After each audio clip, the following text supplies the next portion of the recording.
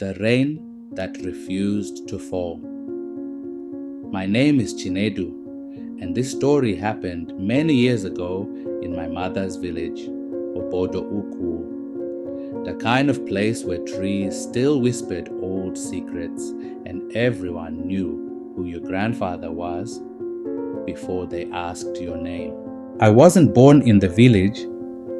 I grew up in the city with my mother, but we used to visit Obodo Uku every planting season.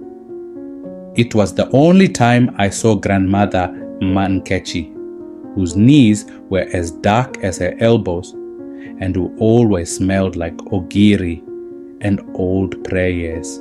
That particular year, I had just finished secondary school, and my mother said I was old enough to spend the whole planting season in the village to help my uncles on the farm. I remember the air when I first arrived. It was dry, like the land had been holding its breath for weeks. The red earth cracked beneath our feet, and the yam tendrils curled in on themselves like they were ashamed to grow. The older men sat in front of their compounds every evening, chewing bitter cola and muttering about the sky. Rain has forgotten us this year, Papa Eze said once, his face like carved stone. Even the gods are keeping silent. The village hadn't seen rain in 2 months, not since the day of the new moon, and the last rain wasn't even enough to soften the ground. Goats were coughing. Children had rashes from bathing with stored water, and most of the stream beds were dry, leaving the women to walk far into the forest just to fetch muddy water that had to be filtered with palm fronds. It was during one of those hot afternoons, while I helped my uncle dig up old cassava stems, that we saw Mama Nwanye come running through the bush path. She was barefoot, holding her wrapper up to her knees, her face soaked with sweat. "They've brought him," she shouted, panting. "The old seer from Indibunwa. They say he speaks to the spirits of the land." The whole village turned upside down. Now, you have to understand. Obodo Uku hadn't called a seer in over 10 years.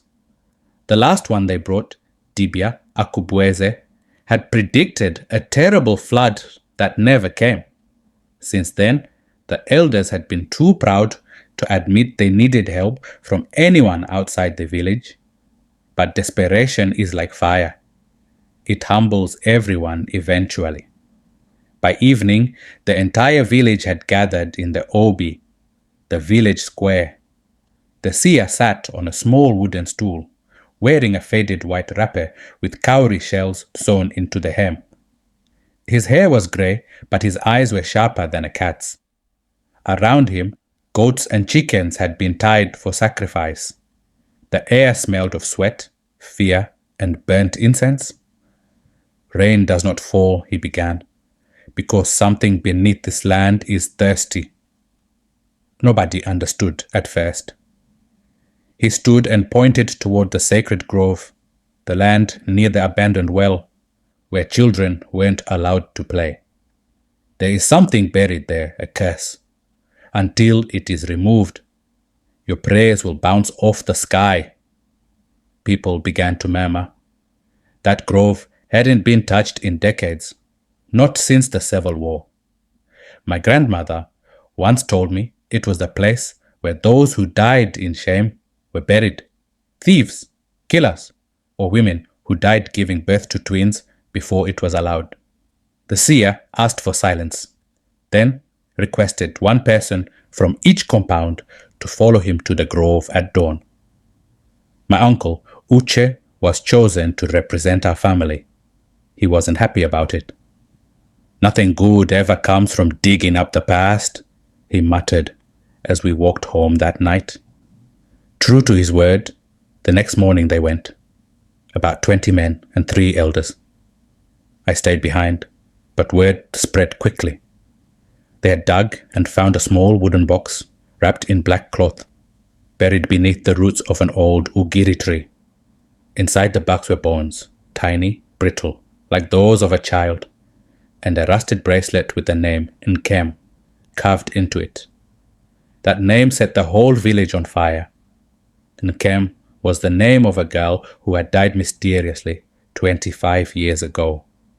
She had drowned in the well, but rumor swirled that she was pregnant, and the well had been cursed ever since. Her parents, ashamed, had quietly buried her in the grove and told no one. Nobody knew until that moment. The elders argued for hours. Some said to burn the bones. Others said to cleanse them with palm wine and rebury them properly.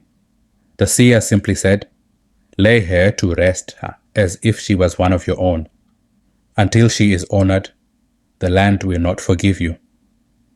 So that afternoon, they held a proper funeral. The women washed the bones and wrapped them in white cloth. The village drummers played mournfully, and even the children were made to walk barefoot to the burial. The seer led the prayers. They buried her near the new shrine and poured libation over the earth. That night the sky changed. I remember the stillness. It came first. The air became heavy, like the heavens were leaning closer. The goats grew restless. The hens stopped clucking. Then, without warning, a wind blew through the trees, snapping branches and lifting roofs. It wasn't a storm, not yet, just a warning. And then it came. The rain. Thunder cracked the sky open and water poured like it had been waiting for permission. People ran outside and danced, lifted their faces and let the rain soak them to the bone. The women wept, the elders laughed, and even the dogs howled in joy. That was the first time I saw my uncle cry.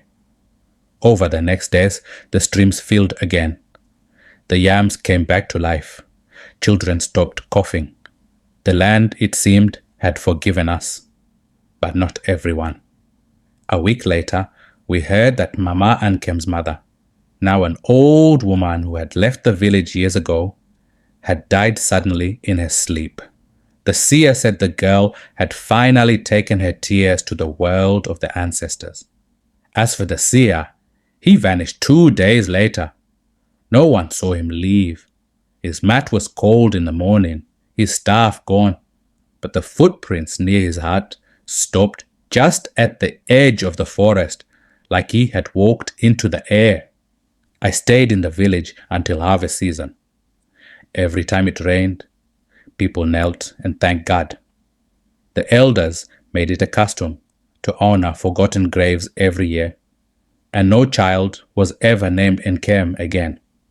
Years later, when I told my mother everything, she looked at me long and hard and said, "This is why you must always listen when the land speaks." And I never forgot.